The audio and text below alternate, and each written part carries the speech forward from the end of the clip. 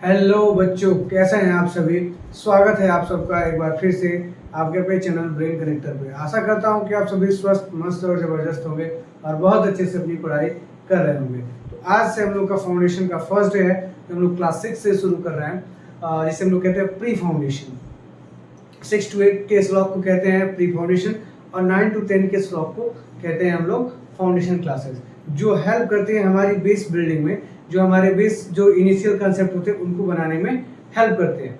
और हमको ये जो हम लोग छोटी छोटी चीज़ें अभी सीखते हैं, ये जाके बाद में हमें बहुत बड़े तौर पे काम आते हैं। इसीलिए हम लोग फाउंडेशन और प्री फाउंडेशन क्लास को पढ़ते हैं। तो आज से हम लोग स्टार्ट करेंगे अपना जर्नी है, जो जहाँ से हम क्लास 6 से स्टार्ट करेंगे और एक और कोशिश करेंगे कि 3 दिन मैं प्री फाउंडेशन की क्लास करूँ और 3 दिन फाउंडेशन की क्लास करूँ। मतलब 3 दिन 6 to 8 का क्लास चलेगा और 3 दिन जो है आपका फाउंडेशन का 9 to 10 का क्लास चलेगा। जिसमें से आज हम लोग करेंगे प्री फाउंडेशन की क्लासेस, जिसमें हम लोग कोशिश करेंगे कि जो हमारी एक वेल नोन बुक है पियर्सन, जो मार्केट में बहुत ही ज़्यादा फेमस है अपने प्री फाउंडेशन फाउंडेशन के लिए। तो जैसा कि आप लोग जान भी रहे हैं कि मैं उसका सारा बुक मंगा चुका हूँ 6 से 10 तक, और उसके हम लोग उसके हर एक कॉन्सेप्ट को समझने की कोशिश करेंगे, क्वेश्चन करने की कोशिश करेंगे। क्वेश्चन का मैं पिक्चर क्लिक करके व्हाट्सएप ग्रुप का जो चैनल बना हुआ है उसमें मैं सेंड करूँगा। जिन बच्चों को समझ में आएगा वो सारे क्वेश्चन करेंगे, जिन बच्चों को समझ में नहीं आएगा वो वीडियो के कमेंट बॉक्स में बताएंगे कि सर हाँ ये क्वेश्चन नहीं आया, फिर उसको अगले क्लास में डील किया जाएगा। अगर आप ऐसा करते हैं और सहयोग बनाए रखते हैं तब तो एक क्लास उम्मीद है कि मैं पूरा कंप्लीट कर दूँ। 6 to 10 तक का पूरा प्री फाउंडेशन बैच में कंप्लीट कर दूंगा, ख़त्म कर दूंगा, ताकि जब आपको क्लास 11 में स्टेप करना हो तो आपको फिर पीछे के बारे में सोचना ना पड़े कि अभी हमें पीछे का चीज़ों को कवर करना है। क्योंकि अगर पीछे की चीज़ें आपको नहीं समझ में आई रहेंगी तो 101% ये गारंटी है, आप कहीं भी लिख के ले लीजिए, 11th-12th आपको बिल्कुल समझ में नहीं आने वाला है। क्योंकि 11th-12th टोटल डिफरेंट है ये 9-10 से, और होना है इसी से। बेसिक सारा यही यूज होगा। कैलकुलेशन करने के लिए आप दूसरा फ्रैक्शन तो आप पढ़ाया नहीं जाएगा, सारा कुछ यहीं से पढ़ाया जा रहा है। यहीं पे सर्च पढ़ के जाएंगे, यहीं पे रजिस्ट्रेशन करना सीख के जाएंगे, तो वहाँ पे एज एप्लीकेशन यूज़ करेंगे सारी चीज़ें। यहीं पे कॉन्सेप्ट आपका सही रहेगा तो वहाँ पे आप अपने क्वेश्चन को अच्छे से परफॉर्म कर पाएंगे। पर अगर यहाँ पे आपका चीज़ें खराब रहेंगी तो वहाँ पे जाके आपको कहीं ना कहीं दिक्कत होने वाली है। तो आप लोग कोशिश करिए ज़्यादा से ज़्यादा इस वीडियोस को स्प्रेड करने की, अपने दोस्तों को बताइए, वो भी क्लास को अटेंड करें, अपने बेस को बहुत ही अच्छे तरीके से मजबूत कर ले, ताकि आपको आने वाली कोई भी एग्जाम में कभी समस्या ना हो। यहाँ तक कि अगर आप क्लास 10 तक की अगर फाउंडेशन अच्छे तरीके से पढ़ के अच्छे तरीके से प्रैक्टिस कर लेते हैं तो आने वाली जो आप गवर्नमेंट एग्जाम देने वाले हैं किसी भी फील्ड की, उसमें आपका समझिए कि 70% मैथ का सारा काम हो चुका है। बस वो 30% जो आपको उस टाइम प्रैक्टिस करना होगा वही बाकी रहेगा। नॉलेज आपको फिर से किसी का सब्सक्रिप्शन लेके वीडियो आपको देखने की कोई ज़रूरत नहीं पड़ेगी। आपका कॉन्सेप्ट ऑलरेडी इतना स्ट्रांग रहेगा कि आप कोई भी क्वेश्चन इजीली सॉल्व कर सकते हैं। हाँ, लेकिन एग्जाम के टाइम पे आपका प्रैक्टिस बहुत ज़्यादा ज़रूरी होता है, इसलिए मैं वो 30% प्रैक्टिस के लिए छोड़ रहा हूँ। बाकी 70% हमारा काम रहेगा, सब कुछ क्लियर कर देंगे, और एग्जाम के टाइम पे आपको 30% मेहनत करके वो 100% कंप्लीट कर लेना, ताकि मैथ्स से आपका कोई क्वेश्चन ना बाकी रह जाए।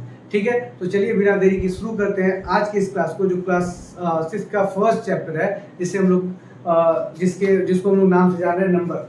ठीक है, तो हम लोग पहले किसके बारे में पढ़ेंगे? नंबर्स के बारे में पढ़ेंगे, क्योंकि यही बेसिक, यही फंडामेंटल, मैथ्स का फंडामेंटल यूनिट क्या है? नंबर्स है। नंबर से हम सारी चीज़ों को लेके चलते हैं। तो हम लोग पढ़ेंगे अब नंबर्स, और जिसको हम लोग हिंदी में बोलते हैं संख्या।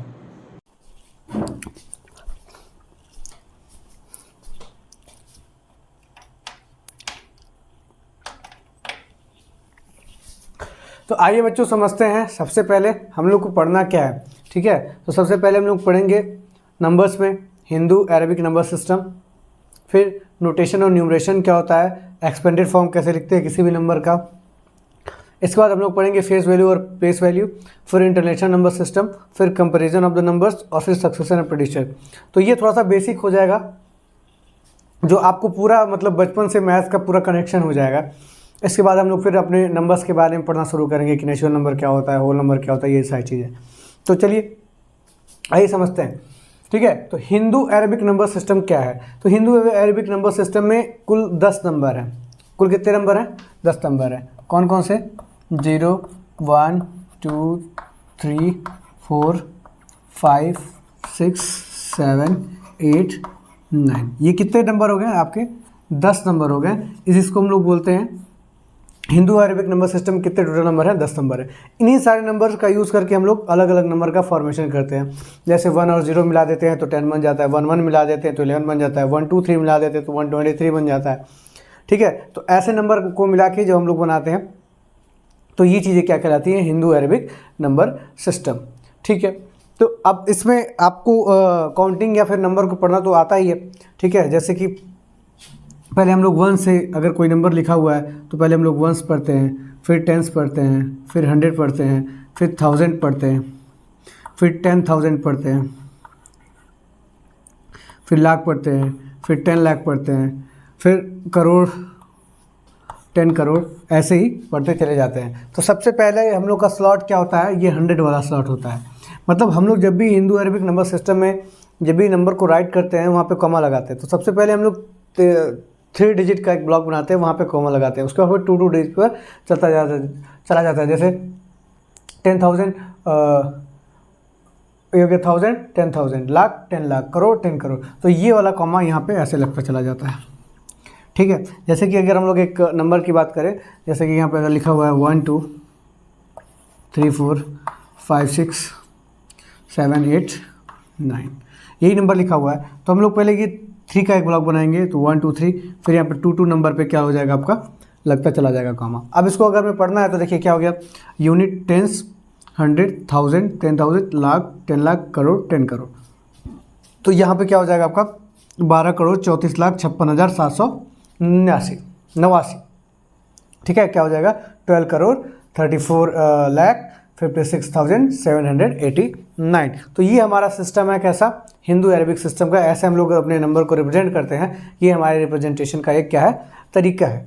किसी भी नंबर को लिखना रहता है तो पहले हम, अगर हिंदू अरेबिक नंबर सिस्टम में, इंडियन नंबर सिस्टम में लिखना है तो हम लोग क्या करते हैं? पहले 3 डिजिट के बाद एक कॉमा लगाते हैं, फिर आफ्टर दैट 2 2 का फॉलो करते चले जाते हैं। आई होप आपको ये समझ में आया।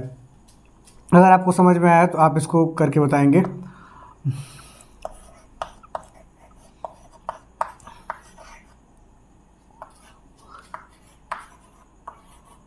इसको आप लोग कमेंट बॉक्स में लिख के बताएंगे कि इसको हम लोग कैसे पढ़ेंगे। ठीक है, इसको क्या हम लोग क्या पढ़ेंगे। ठीक, तो ये आपका होमवर्क रहेगा। आई होप आपको समझ में आया कि हिंदू अरेबिक नंबर सिस्टम क्या होता है। इसमें टोटल कितने नंबर होते हैं? 9 नंबर होते हैं। और ये इसका क्या होता है? पैटर्न होता है पढ़ने का।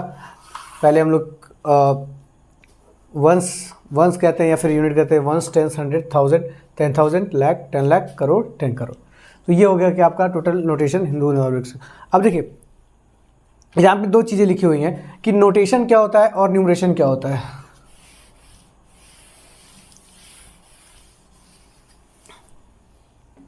ठीक है, 2 चीज़ें लिखी हुई हैं, नोटेशन एंड न्यूमरेशन। तो जब भी हम किसी नंबर को, ठीक है, डिजिट के फॉर्म में लिखते हैं तो उसे हम लोग कहते हैं नोटेशन। ठीक है, जैसे अगर हम लोग बात करें किसका? 123 का, तो ये क्या है? ये क्या है? एक नोटेशन है। क्या है ये? 123 क्या है? नोटेशन है। जब भी हम इसको फिगर में लिखते हैं तो इसको हम लोग क्या बोलते हैं? Notation. When a number written in form of figure, तो ये क्या है? फिगर बना गया 123। ठीक है, तो this is called what? Notation. When a number represented in the form of figure, that one is called what? Notation. और जब इसको हम लोग वर्ड्स के फॉर्म में लिखते हैं, when a number is written in the form of words, then it will call what? Numeration. जैसे अगर इसको लिख लें 100,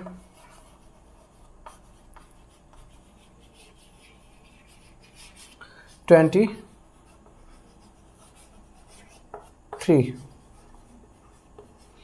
तो इसे हम लोग क्या बोलेंगे? न्यूमरेशन बोलेंगे। आई होप आपको समझ में आया कि न्यूमरेशन क्या होता है और नोटेशन क्या होता है। नोटेशन क्या होता है? वो नंबर जिसको हम लोग फिगर के फॉर्म में लिखते हैं उसे हम लोग क्या बोलते हैं? न्यूमरेशन। और सॉरी, नोटेशन। और न्यूमरेशन किसे बोलते हैं? जब इसको फिगर के फॉर्म में लिखते हैं। नहीं, फिगर के फॉर्म में ये है, और जब वर्ड्स में लिखते हैं तो इसको हम लोग क्या बोलते हैं?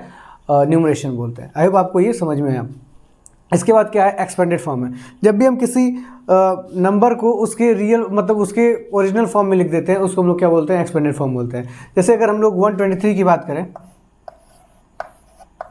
तो ये नंबर बना कैसे है? तो ये नंबर ऐसे बना है। अगर इसकी एक एक प्लेस का अगर हम लोग वो लिखें तो ये 100 में 20 ऐड हुआ होगा, 20 में 3 ऐड हुआ होगा, और ये ऐड होके क्या बन गया? 123। 3 बन गया। ठीक है, तो जब भी हम इस नंबर को इसके प्लेस वैल्यू के हिसाब से लिख देते हैं, इस मतलब उस नंबर की प्लेस वैल्यू के हिसाब से लिख देते हैं, उसको हम लोग क्या बोलते हैं, एक्सपेंडेड फॉर्म बोलते हैं। ठीक है, उससे पहले अगर हम लोग समझने की कोशिश करें कि प्लेस वैल्यू और फेस वैल्यू क्या होता है तो ज़्यादा अच्छा रहेगा। तो फेस वैल्यू क्या होता है, प्लेस वैल्यू होता है। जैसे अगर किसी नंबर की बात करें, अगर हम लोग 2 की बात कर रहे हैं तो 2 का फेस वैल्यू क्या है, वो एक्चुअल में जो है वो दिखाई दे रहा है। ठीक है, अगर हम लोग फेस वैल्यू किसी नंबर की बात करते हैं तो वही नंबर उसका फेस वैल्यू होता है। मतलब अगर कहीं पे कोई नंबर लिखा है तो ये क्या है, तो ये 2 इसका क्या फेस वैल्यू, मतलब 2 को देख के पता लग जा रहा है कि ये 2 है। ठीक है, तो ये क्या हो गया, एक फेस वैल्यू है। थोड़ा सा इसमें अगर मैं इसमें देखूं, इसका प्योर डिफिनेशन क्या लिखा हुआ है, the actual value of a digit in a number is called face value. मतलब उसका एक्चुअल वैल्यू कितना है, उस डिजिट का एक्चुअल वैल्यू क्या है नंबर में, उसको हम लोग क्या बोलते हैं, फेस वैल्यू। तो 2 का एक्चुअल क्या है, 2 ही है। 3 का क्या होगा, 3 होगा। किसी भी प्लेस पर रहे उसमें प्लेस से कोई मैटर नहीं होता है। ठीक है, प्लेस का कोई भी वहाँ पे डिस्टर्बेंस नहीं होता है। आप बस उस नंबर को देख के बताते हैं कि हाँ इसका एक्चुअल वैल्यू क्या है, 2 का एक्चुअल वैल्यू 2 ही है, 3 का एक्चुअल वैल्यू 3 ही है। तो ये होता है फेस वैल्यू। अच्छा, प्लेस वैल्यू क्या होता है, वो वहाँ से उसके प्लेस से पता चलता है कि वो किस प्लेस पे है, मीन यूनिट पे है, 100 पे है, 1000 पे है, 10,000 पे है, लाख पे है, किस डिजिट पे है, किस नंबर पे है, उसका प्लेस क्या है वो बताता है। ये हमारा यूनिक अरेबिक नंबर सिस्टम जो सीखे हैं वो बताता है ना, प्लेस किस प्लेस पे कौन सा नंबर है, तो वो हमारा क्या होता है, प्लेस वैल्यू होता है। जैसे कि अगर हम लोग बात करें 1 4 3 2 7 8, ठीक है, तो अगर हम लोग ऐसे लगा दें, 3 पे कॉमा लगाते हैं, 2 पे कॉमा लगाते हैं। अगर हम लोग बात करें किसकी, 4 की प्लेस वैल्यू क्या होगी, तो किस प्लेस पे है 4, देखो यूनिट, टेंस, 100, 1000, 10,000, मतलब ये किस पे है, ये 10,000 पे है, तो 4 इंटू 10,000, तो ये क्या हो जाएगा 40,000। अब ये 40,000 हो गया, तो इसका प्लेस वैल्यू क्या हो गया, 4 का 40,000 हो गया। आई होप आपको समझ में आ गया। वैसे अगर हम लोग 3 की बात करें तो ये 3,000 हो जाएगा, क्योंकि देखो यूनिट टेंस 100 और ये क्या हुआ 1000, तो 3 इंटू 1000 क्या हो जाएगा आपका। तो ऐसे हम लोग इन चीज़ों को क्या करते हैं, सॉल्व करते हैं। 1 2 3 4, ठीक। तो ऐसे हम लोग इन चीज़ों को क्या करते हैं, सॉल्व करते हैं। तो अगर हमको किसी नंबर का एक्सपेंडेड फॉर्म लिखना है तो उसको हम लोग क्या करेंगे, उसके प्लेस वैल्यू से उसको लिखते चले जाएंगे। जैसे कि अगर इसका हमको लिखना है तो इसका प्लेस वैल्यू क्या होगा, तो इसके आगे कितने नंबर है, 1 2 3 4 5, तो यहाँ 5 1 2 3 4 5 प्लस इसके आगे कितने नंबर है, 1 2 3 4 2 3 4, फिर इसके आगे कितने नंबर हैं, 3 के आगे, तो 3 के आगे 3 नंबर है, 1 2 3, और फिर 2 के आगे 1 2 प्लस 7 के आगे 1 और 8 के आगे कुछ नहीं है। तो ऐसे करें, अब इसको ऐड करेंगे तो फिर से ये नंबर मिल जाएगा। तो इसी को हम लोग क्या कहते हैं, एक्सपेंडेड फॉर्म। जब हम भी किसी नंबर को उसके प्लेस वैल्यू के अकॉर्डिंग खोल देते हैं उसको हम लोग क्या बोलते हैं, एक्सपेंडेड फॉर्म बोलते हैं। इसके बाद अगर हम लोग बात करें किसकी, इंटरनेशनल नंबर सिस्टम की। आई होप आपको इतना समझ में आ रहा है। आप अगर इसको नोट करना चाहते हैं तो नोट कर लें, फिर हम लोग देखते हैं इंटरनेशनल नंबर सिस्टम।